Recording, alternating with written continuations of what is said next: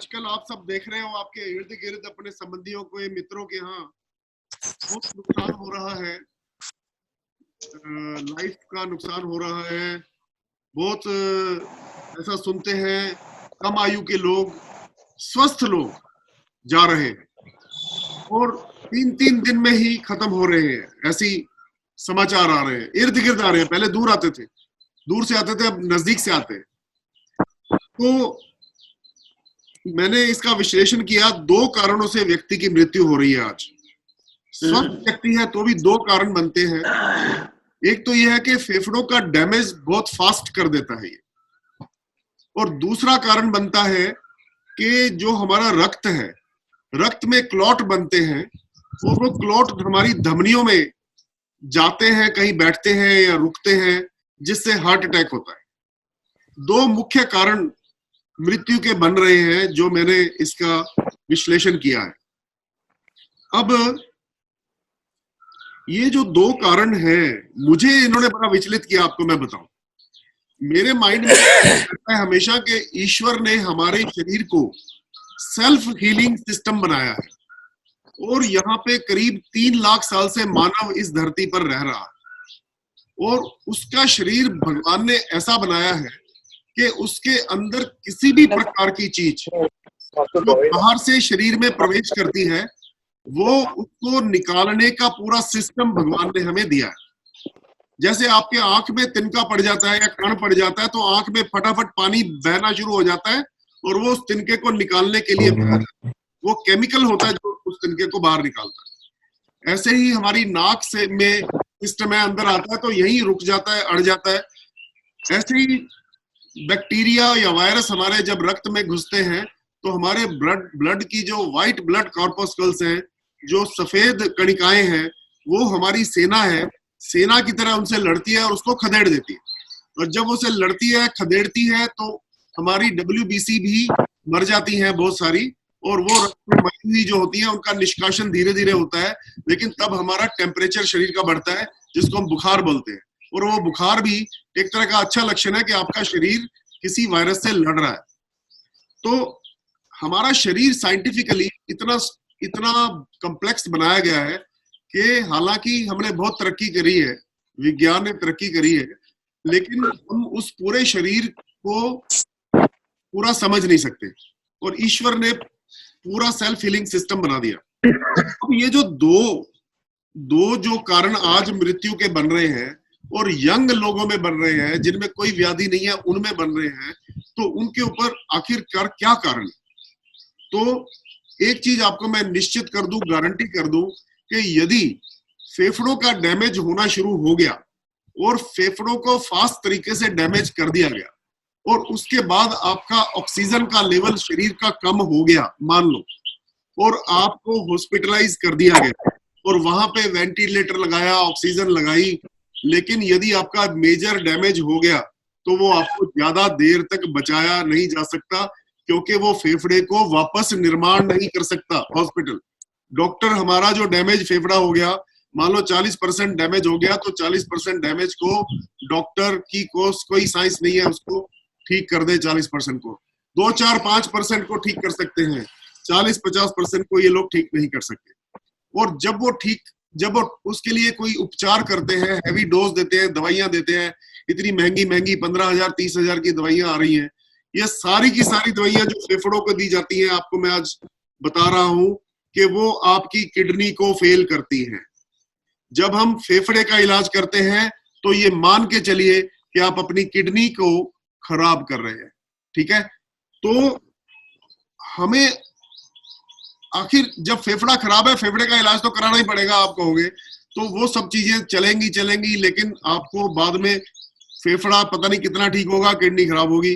और जो लोग एक एडवांस स्टेज में हॉस्पिटल चले जाते हैं, हॉस्पिटल में ऑक्सीजन नहीं मिल रही, बेड नहीं मिल रहे, वो नहीं मिल रहा, वो डेथ में बड़ा कड़वा सच बन रहा है कि वो बचते नहीं है, बच नहीं सकते। जो आपकी 5-7% तक जिसकी ऑक्सीजन है 95 चाहिए और 90-88 आ रही है, तब तक तो बच सकते हो, लेकिन 70 आ रही है तो कैसे बचोगे? 50 आ रही है तो कैसे बचोगे?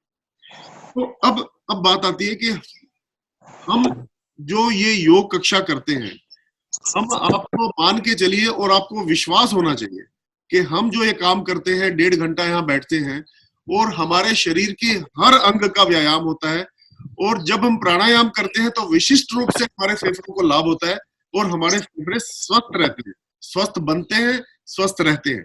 लेकिन इसके अलावा जो हम 1.5 घंटा आसन भी करते हैं तब भी हमारी श्वास क्रिया बहुत सुंदर बनती है, हमारे फेफड़ों की कैपेसिटी बढ़ती है और फेफड़े हमारे सुंदर बनते हैं, हमारे शरीर में ऑक्सीजन का लेवल बढ़ता है इस 1.5 घंटे के दौरान।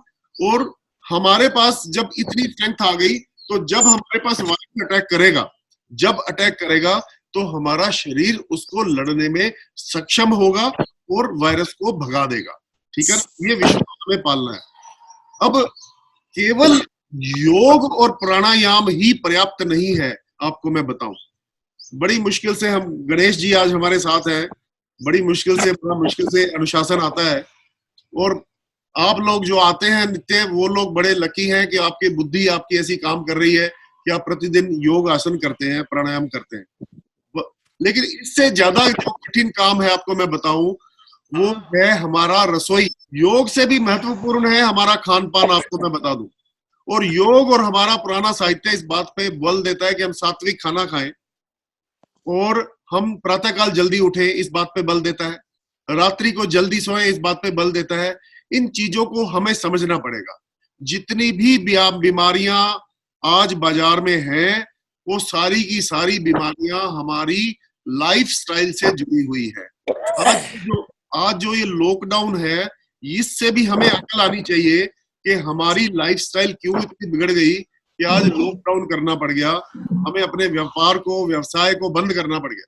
कि खाना जो है, एक तो आप बेसिक फार्मूला रखिए कि पक्व से अपक्व में जाना है। हमें पके हुए खाने पे डिपेंडेंस कम करनी है और कम पके हुए पे और कच्चे खाने पे, ताजा पे हमें बल को बढ़ाना है। जितने भी ताजा हरी सब्जियां बाजार में आज उपलब्ध है, जितने भी फल आज उपलब्ध है बाजार में, आज अनार उपलब्ध है, आज के सेब उपलब्ध है, आज यदि मौसमी उपलब्ध है, केला उपलब्ध है, और सलाद में खीरा उपलब्ध है, चुकंदर उपलब्ध है।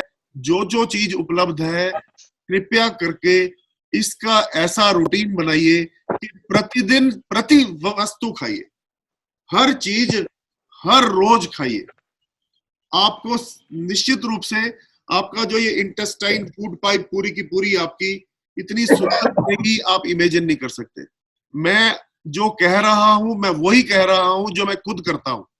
ठीक है ना, जो मैं खुद करता हूं वही, मैं कोई इधर उधर से व्हाट्सएप का फॉरवर्ड नहीं करता। बिजनेस मेरा नहीं है कि इधर से आया मैंने फॉरवर्ड कर दिया। मेरा काम वही है, जो मैं कर रहा हूं वही आपको बताता हूं, और जो मैं सुख अनुभव करता हूं वो आप अनुभव करें, ये मेरी इच्छा है। कि फूड, खीरा 2 बार खाएं, सलाद 2 बार खाएं, भर प्लेट सलाद खाएं, खाने से पहले खाएं, और रोटी को कम कर दें। बिल्कुल। दोपहर पहला टारगेट रखिए, जितनी भी खाते हैं एक कम कर दें दोपहर की और एक कम कर दें रात की। आपको मैं बता दूं, आपकी फूड पाइप यदि आप क्लीन कर लोगे तो आपका टॉक्सिन पैदा होने का मूल स्रोत वहां से शुरू हो रहा है। वहां से ये रक्त में जाता है, वहां से ये किडनी में जाता है, वहां से ये सब तरफ जाता है। तो फूड के ऊपर पहले नंबर पे ध्यान देना है कि फूड खाना क्या है। तो दूसरा ध्यान फूड के बारे में ये ध्यान रखना है कि रात को फूड को जल्दी खाना है। 8 बजे तक निपट जाइए इससे, 8 बजे के बाद नहीं खाइए। आपके पास किसी का पास बहाना है कि मैं ऑफिस से लेट आता हूँ, मेरा बिजनेस 2 बजे तक चलता है, इसलिए मैं तो 11-12 बजे से पहले कर ही नहीं पाता, तो भैया फिर आप इसके लिए तैयार हो जाओ कि कुछ ना कुछ तैयार हो जाओ। हाँ बिल्कुल बिल्कुल सही कहा, तैयार हो जाओ फिर इसके लिए। जो कोई दिक्कत नहीं है, आप आराम से 11 बजे खाना खाइए, 11:30 बजे 12 बजे सोइए, सुबह 8 बजे उठिए, और आप अपने जीवन में अपने शरीर के अंदर टॉक्सिन जमा करते रहिए। और फिर आप डॉक्टरों को कहिए कि यार देखो, मैं तो बिल्कुल ठीक था, मेरी सेहत ठीक थी, लेकिन मेरे को योगा से भी फर्क नहीं पड़ा। आप ये कहते रहिए, योगा से अकेला फर्क नहीं पड़ेगा, खान पान को सुधारना पड़ेगा, किचन को सुधारना पड़ेगा। और जब आप अपनी किचन को सुधार लेंगे, पक्व से अपक्व तक जाएंगे, आपके घर में काम कम हो जाएगा, किचन का बर्तन कम हो जाएंगे, आपकी घरवाली आपसे प्रसन्न रहेगी कि उसका काम किचन में बहुत कम हो जाएगा। हम फालतू का काम किचन में लगे हुए हैं, तड़के लगा रहे हैं, किसी को मिक्सी में पीस रहे हैं, फिर उसको ये कर रहे हैं, फालतू के काम कर रहे हैं। आप खाइए पूरा प्लेट भर के रात को फ्रूट खाइए, उसमें सारा फ्रूट होना चाहिए। ये जो फ्रूट का खर्चा मैं आपको करवा रहा हूँ, आपको फार्मास्यूटिकल दुकान में जाने की जरूरत नहीं पड़ेगी। आपको कोई बात, आपको वो जो दवाइयों का खर्चा करते हो नहीं करिए। देखिए फार्मा इंडस्ट्री जो आज है, ये सबसे अमीर इंडस्ट्री है और ये अपने हिसाब से रिसर्च करवाती है, अपने हिसाब से ये कानून बनवाती है, अपने हिसाब से वर्ल्ड हेल्थ ऑर्गेनाइजेशन से रिकमेंडेशन करवाती है, अपने हिसाब से अपनी नई नई दवाइयां ये बनवाती है, उनको रिकमेंड करती है, उनको चेपती है। और एक और चीज मैं आपको बता दूं, इन लोगों ने, जो लोग हम में से बीमार हैं, उनको तो कन्विंस कर दिया है आप बीमार रहेंगे सारी उम्र, आप सारी उम्र हमारे पास आइए और दवाई ले जाते रहिए, चेकअप कराते रहिए, आप ता उम्र बीमार रहेंगे। लेकिन अब इन्होंने, जो स्वस्थ आदमी है, जो स्वस्थ व्यक्ति है, अब उनका लक्ष्य स्वस्थ व्यक्ति है कि स्वस्थ व्यक्ति भी फार्मास्यूटिकल शॉप में जाए, नियमित रूप से नियमित रूप से वहां से कुछ खरीद के लाए। अब ये ऐसे ऐसे आर्टिकल आपको अखबारों में मिलेंगे कि नियमित धूप सेवन करने से आपका विटामिन डी की कमी पूरी नहीं होगी, ऐसा बोलेगा, ऐसे आर्टिकल आएंगे, और आपको विटामिन डी खाना पड़ेगा। ऐसे ऐसे आर्टिकल आएंगे अखबारों में कि आप जो नियमित रूप से फल वगैरह खाते हैं, इससे आपकी प्रोटीन की रिक्वायरमेंट पूरी नहीं होती, आपको एडिशनल प्रोटीन खाना पड़ेगा। ऐसे विज्ञापन और ऐसे आर्टिकल अखबारों में मिलेंगे आपको कि आप अकेला दूध पीने से, पनीर खाने से आपकी कैल्शियम रिक्वायरमेंट खत्म नहीं होगी, पूरी नहीं होगी, आपको कैल्शियम की टेबलेट खानी पड़ेगी। तो ये फूड सप्लीमेंट लेके आए हुए हैं, इनको चाहिए कि अब स्वस्थ आदमी को भी बेचना है, इसलिए हमें इन सब प्रोपागेंडा से बचना है।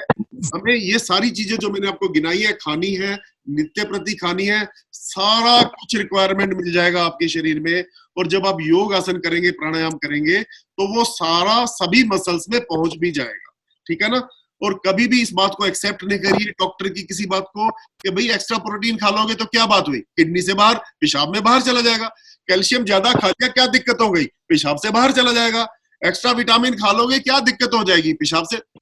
वो नहीं जानते कि आप बैठे बैठाए अपनी किडनी को क्यों परेशान कर रहे हो, अपने गुर्दे को क्यों परेशान कर रहे हो। क्यों, गुर्दे को गुर्दा वाकई छाल देगा, वाकई पेशाब में निकाल देगा, लेकिन धीरे धीरे धीरे धीरे गुर्दा बीमार होगा।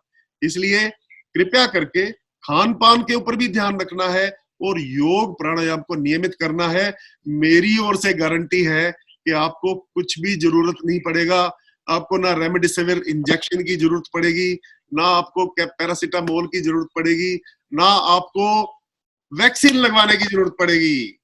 तो ये मेरे विचार थे, मैंने आपको बता दिया। धन्यवाद साहब, आपको बहुत बहुत धन्यवाद।